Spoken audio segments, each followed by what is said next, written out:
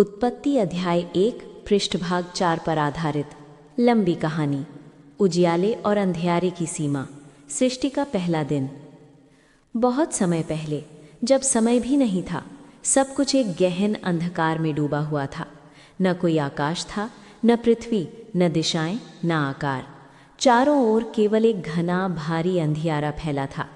वो अंधियारा जो आँखों को अंधा कर देता था, मन को सुन्न कर देता था और आशा की किसी किरण को भी निगल जाता था। वो शांत था, लेकिन उस शांति में एक बोझिलपन था, जैसे पूरी सृष्टि किसी अनकहे प्रश्न की प्रतीक्षा में सांस रोक कर बैठी हो। कोई हलचल नहीं, कोई ध्वनि नहीं, केवल अनंत शून्यता।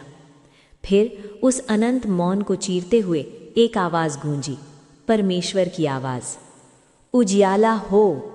और उजियाला हो गया। वो उजियाला कोई साधारण रोशनी नहीं था, वो जीवन की पहली सांस था, सृष्टि का पहला स्पंदन। जैसे कोई कोमल गर्म किरण ने उस ठंडे अंधकार को छुआ हो। धीरे धीरे वो फैलने लगा, सबसे पहले एक छोटी सी चिंगारी की तरह, फिर एक नदी की धारा की तरह, और अंत में एक विशाल सागर की तरह। जहाँ जहाँ वो पहुँचा, वहाँ शून्यता हटने लगी। अंधियारे की काली दीवारें पीछे सड़कने लगीं, जैसे कोई पुराना पर्दा खींचा जा रहा हो। अंधियारा भागा नहीं, बल्कि वो सिकुड़ने लगा, अपनी जगह बनाने लगा। उजियाले ने उसे चुनौती नहीं दी शोर मचाकर, बल्कि सिर्फ अपने होने से, अपनी कोमलता से। परमेश्वर ने उस उजियाले को देखा। वो मुस्कुराए, जैसे कोई कलाकार अपनी पहली रचना को निहारता है, और उन्होंने कहा, ये अच्छा है। ये अच्छा सिर्फ सुंदरता की तारीफ नहीं था, ये उद्देश्य की मोहर थी। उजियाला अच्छा था क्योंकि वो रास्ता दिखाता था, अंधेरे में भटकते शून्य को दिशा देता था। वो अच्छा था क्योंकि वो जीवन को जगह देता था, बीज को अंकुरित होने का अवसर देता था। वो अच्छा था क्योंकि वो आशा की पहली झलक था, जो कहता था कि अब सब कुछ संभव है। फिर परमेश्वर ने एक और महान कार्य किया। उन्होंने उजियाले को अंधियारे से अलग कर दिया। ये अलगाव कोई युद्ध नहीं था, कोई संघर्ष नहीं, ये तो व्यवस्था का जन्म था, संतुलन का आरंभ। उजियाले को अपना क्षेत्र मिला, जहाँ वो चमक सके, फैल सके, जीवन को पोषण दे सके, और अंधियारे को भी अपना स्थान, जहाँ वो विश्राम दे सके, मौन सिखा सके और रहस्यों को छिपा सके। उजियाले को नाम मिला दिन और अंधियारे को रात। अब सृष्टि में एक लय थी, उजियाले की चमक और अंधियारे की गहराई का क्रम। पहली शाम हुई, फिर पहली सुबह। सृष्टि ने पहली बार सांस ली, जैसे कोई नवजात शिशु आंखें खोलता है। ये अलगाव क्यों ज़रूरी था? क्योंकि यदि उजियाला हमेशा रहता तो उसकी कीमत कौन समझता? दिन की चमक के बिना रात की शांति का महत्व कैसे पता चलता? और यदि अंधियारा कभी ना होता तो उजियाले की ज़रूरत कौन महसूस करता? दोनों की अपनी सीमाएं थीं, अपनी पहचान। दोनों साथ साथ थे, लेकिन अलग अलग।